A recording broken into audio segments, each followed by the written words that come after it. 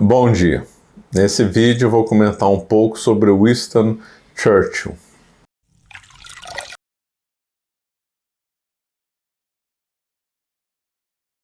Winston Churchill foi um político inglês, é uma das figuras mais famosas da história da Inglaterra.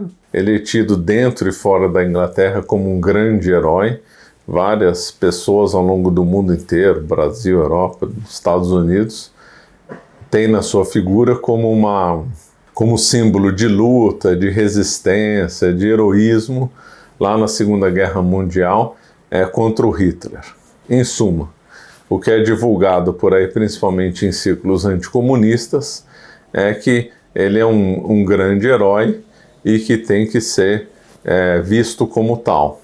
Normalmente não se apontam pontos graves, pontos negativos, pontos muito... Normalmente não se diz que ele fez coisas muito erradas na vida, o que ressalta na biografia dele são somente os pontos positivos. Porém, essa é a lenda. Na realidade, Churchill está muito longe de ser esse herói e sua vida, no mínimo, é polêmica, e suas ações é idem. Ele nasceu como Winston Leonard Spencer Churchill. Ele nasceu em 1874 e faleceu em 1965. Ele era de uma rica família aristocrática. Ele atuou no exército britânico, depois atuou como jornalista, escreveu livros, atuou lá na Guerra dos Boers, fez um relato sobre essa guerra, que aliás foi uma guerra violenta, foi uma carnificina. Os ingleses até fizeram campo de concentração contra os Boers. Boers eram os descendentes de holandeses, já que a África do Sul inicialmente, os primeiros europeus a chegar na África do Sul foram os portugueses, mas os portugueses não estabeleceram uma colônia, embora um outro nome tenha ficado.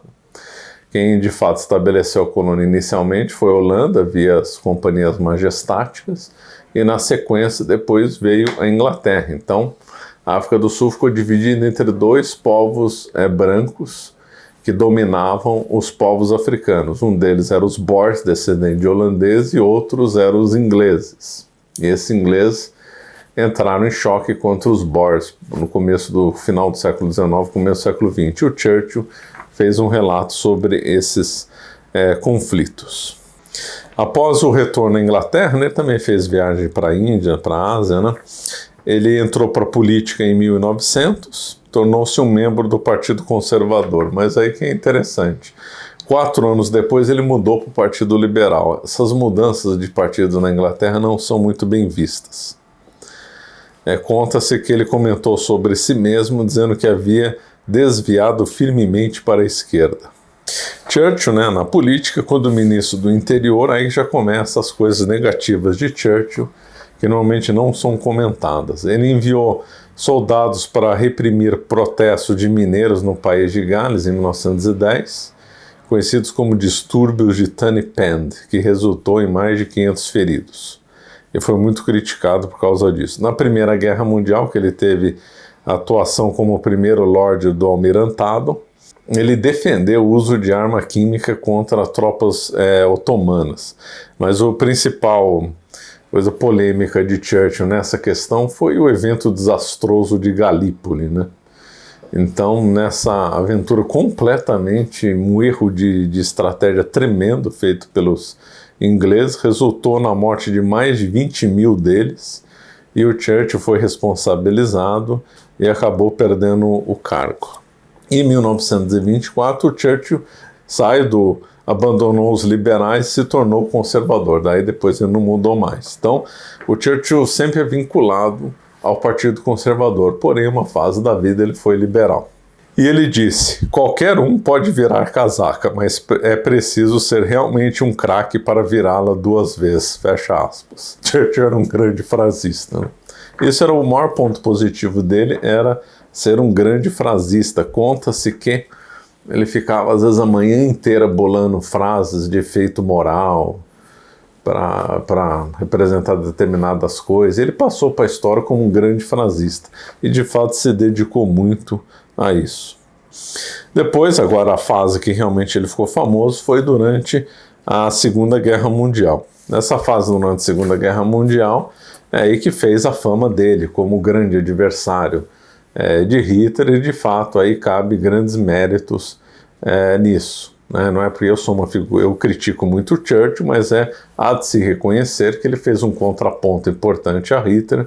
Na realidade, ele foi o maior adversário do Hitler até a entrada dos Estados Unidos e da União Soviética na guerra. A Inglaterra vai levar para sempre o mérito e a honra de ter feito uma oposição e ter feito única nação realmente a enfrentar Hitler depois da queda da França, quando tudo parecia perdido. A Inglaterra era a única que lutava.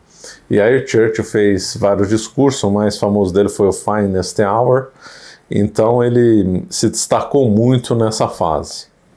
Porém, durante a guerra, e aí que vem o caso mais controvertido de Churchill, foi na chamada Fome de Bengala, na qual, dado uma gestão tenebrosa que ele realizou lá, causando indiretamente a morte de milhões de bengalês, indianos, pertenciam ao Raj britânico, A Índia ficou independente da Inglaterra somente no pós-Segunda Guerra Mundial. O Churchill era racista, Ele disse: "Eu odeio os indianos, eles são um povo bestial com uma religião bestial." Então, o que Churchill afinal fez? Ele deliberadamente ordenou o desvio de comida de um povo faminto para a Inglaterra, para a Europa. Ou seja, havia tido uma quebra da safra na região de Bengala, Oceano Índico. Então a Inglaterra não tem culpa realmente da safra ter sido desastrosa, nem o Churchill tem culpa disso. A culpa deles foi ter desviado comida deles para levar para outro lugar. Isso é um absurdo, isso é uma coisa completamente criminosa. Então, indiretamente, ele causou a morte de milhões de pessoas, e é isso daí que é o que se aponta como uma coisa horrorosa que o Churchill fez, E aí relacionam isso ao racismo que ele tinha contra os indianos. Onde estão relatos dessa questão aí da fome? São 2 livros. Um deles é Inglorious Empire, What the British Did to India, de um tal Tharoor. E tem uma outra referência também, Churchill's Secret War, de Mukherjee, não sei como pronuncia, provavelmente deve ser indiano também.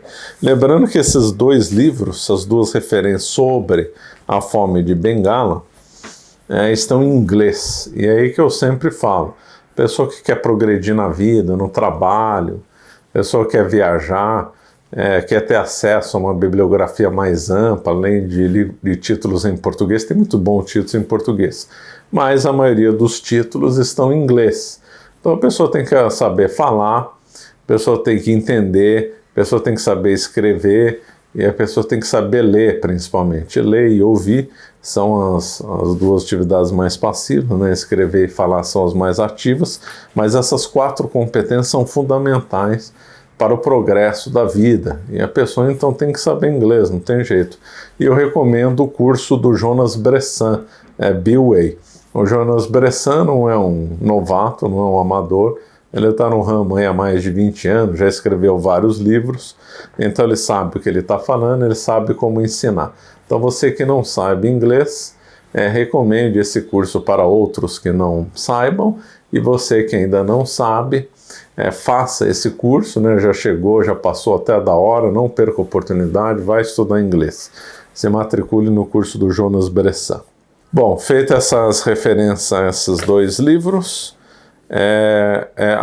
vou comentar um pouco sobre a fome. Nessa não foi a única fome que teve, teve outras. Teve no século XVIII, teve no século XIX, muitas dessas fomes foram causadas indiretamente pela atuação inglesa lá na Índia, porque no tempo da Companhia das Índias Orientais, ela reestruturou as formas tradicionais de produção agrícola na Índia, gerando então indiretamente essas fomes, A Inglaterra tem muita culpa lá na Índia, e é triste ver direitistas falando que a Inglaterra só fez um bem na Índia, E esquece desses episódios de fome, e esquece desse terrível episódio de fome que aconteceu em Bengala em 1943. E mesmo durante a atuação, né, de Churchill na guerra, apesar da firmeza, apesar de bons discursos, tem muita coisa a ser criticado também. Por exemplo, as operações que resultaram em fracasso em Dakar e na Grécia, o desinteresse no Extremo Oriente, subestimou os japoneses e talvez, pelo Churchill subestimar os japoneses conseguiram conquistar Singapura, humilhando os britânicos lá. Segundo Alan Brooke, um chefe militar que trabalhou com Churchill, ele temperou os arroubos de Churchill e soube traduzir suas diretrizes para o plano operacional. Segundo Brooke, o Churchill era convicto de ter herdado todo o gênio militar de seus ancestrais, né? O Churchill teve grandes figuras como seus ancestrais, que foram duques, condes, etc. Então ele achava que era do mesmo nível no campo de batalha que eles. Brooke disse que tinha que demover Churchill de suas ideias mais loucas e perigosas. Segundo Roosevelt, que embora muito ligado a Churchill também, o criticou. Roosevelt disse de Churchill: Winston, né, tem 50 ideias todo dia, mas 3 ou 4 delas são boas. Segundo Bevan, mas aí a crítica é de um opositor, dizia que ele era o primeiro-ministro, né, Churchill, ganha todos os debates, mas perde todas as batalhas. E agora vem uma crítica muito ácida de Roberts, né, num livro dele, né, as descrições, os livros citados, né, estão na descrição do vídeo. As suas qualidades, se referindo a Churchill, de liderança excepcionais, eram por vezes prejudicadas por uma impressionante falta de discernimento. Com frequência, seu pensamento militar era alimentado por uma visão romântica de guerra, como uma aventura, e não por uma apreciação realista de detalhes práticos. Um dos seus esquemas favoritos, por exemplo, era uma invasão da Europa ocupada pelos nazistas a partir da Noruega. A cada vez, os chefes de Estado-Maior eram forçados a preparar planos operacionais detalhados para esse esquema, ainda que apenas para provar que semelhante empreendimento estava condenado ao fracasso. Quer dizer, essa ideia do Churchill de invadir pela Noruega é uma ideia completamente infeliz, né? Já vista a localização do mapa, localização da Noruega na Europa, né? Não tem muito sentido mesmo. Mas o Churchill gostava desses planos mirabolantes, né? E mandava lá os seus subordinados a preparar esquemas sobre esses planos, sobre outros, né? Então ele teve vários momentos de ser um sonhador. Ainda durante a guerra, ele foi um dos responsáveis pelo lamentável bombardeio de Dresden, que matou mais de 30 mil alemães de forma completamente gratuita, sem nenhuma razão de ser. E talvez o episódio mais lamentável, já caminhando para o fim da guerra, foi o encontro que ele fez com Stalin, né? Então, ele chegou até dizer que o Stalin, um dos maiores genocidas da história, era uma pessoa com quem se podia tratar. Ele fez o famoso acordo das porcentagens, preparando a partilha da Europa Oriental, quer dizer, uma coisa completamente lamentável, né? Lamentável. Ele fez o famoso discurso da cortina de ferro, só que há duas ponderações sobre isso. Primeiro, que o termo cortina de ferro não foi pela primeira vez usado por ele, outros já usaram antes. Segundo, essa cortina de ferro parece como se ele tivesse sido surpresa como que aconteceu, não tivesse tido culpa nele. Olha, alguns anos antes dele fazer o discurso, ele fez um encontro com o Stalin, o famoso o acordo das porcentagens, que foi uma coisa completamente lamentável.